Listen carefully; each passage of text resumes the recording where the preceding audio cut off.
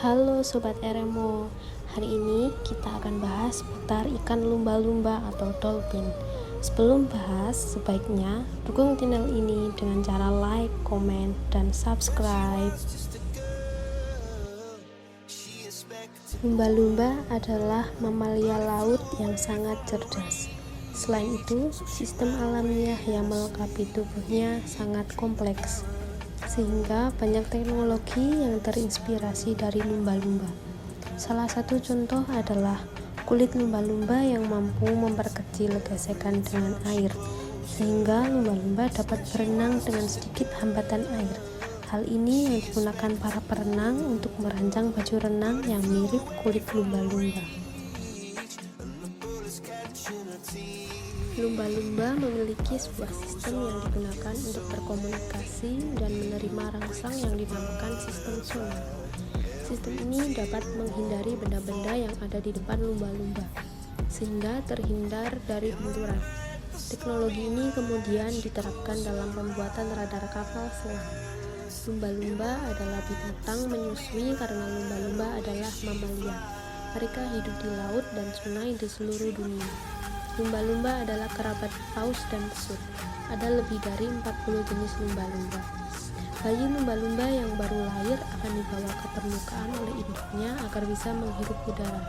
Lumba-lumba perlu naik ke permukaan untuk bernapas supaya tetap hidup.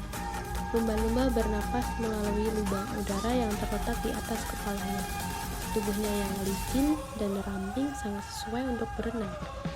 Induk lumba-lumba menyusui anaknya dengan susu yang gurih dan menyediakan energi bagi anaknya supaya cepat besar. Setiap anak lumba-lumba selalu berada di dekat induknya, sehingga ibunya bisa melindungi dari bahaya. Lumba-lumba selalu menjaga hubungan dengan anaknya hingga tumbuh semakin besar. Induk lumba-lumba memanggil anak-anaknya dengan siulan khusus yang bisa mereka kenali. Lumba-lumba hidup dan bekerja dalam kelompok atau disebut kawanan. Mereka sering bermain bersama. Seekor lumba-lumba tidak bisa tidur nyenyak di bawah air. Ia bisa tenggelam. Oleh karena itu, ia setengah tidur beberapa saat dalam sehari.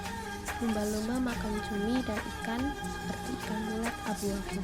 Kadang-kadang lumba-lumba menggiring kawanan ikan agar mudah ditangkap. Lumba-lumba mencari jalan dengan mengirimkan suara di dalam air. Jika suara itu mengenai suatu benda, suara itu akan dipantulkan kembali sebagai gema. Kadang-kadang, suara gaduh di laut akibat pengeboran minyak dapat membingungkan lumba-lumba. Mereka akan mengalami kesulitan dalam mengirim dan menerima pesan. Karena lumba-lumba dapat berkomunikasi, maka lumba-lumba disebut sebagai hewan yang paling cerdas, melebihi simpanse.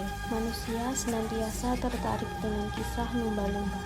Bangsa Romawi telah membuat gambar mozaik lumba-lumba sekitar 2000 tahun lalu.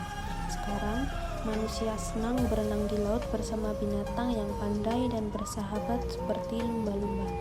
Lumba-lumba harus berhati-hati terhadap ikan hiu yang mungkin menyerang mereka sewaktu-waktu. Mereka melindungi diri dengan gigi-giginya. Kadang-kadang mereka menggunakan paruhnya sebagai pelantap. Manusia dapat menjala banyak sekali ikan bagi lumba-lumba untuk makanannya. Terkadang, lumba-lumba tertangkap oleh jaring nelayan. Mereka tidak dapat menghirup napas di permukaan, akibatnya mereka tenggelam. Ketika bahan kimia yang berbahaya dibuang ke laut, limbah itu bisa meracuni makanan yang dimakan lumba-lumba. Pembangunan waduk di sungai dan pengeringan danau hanya menyisakan sedikit tempat bagi binatang seperti lumba-lumba Brazil untuk hidup.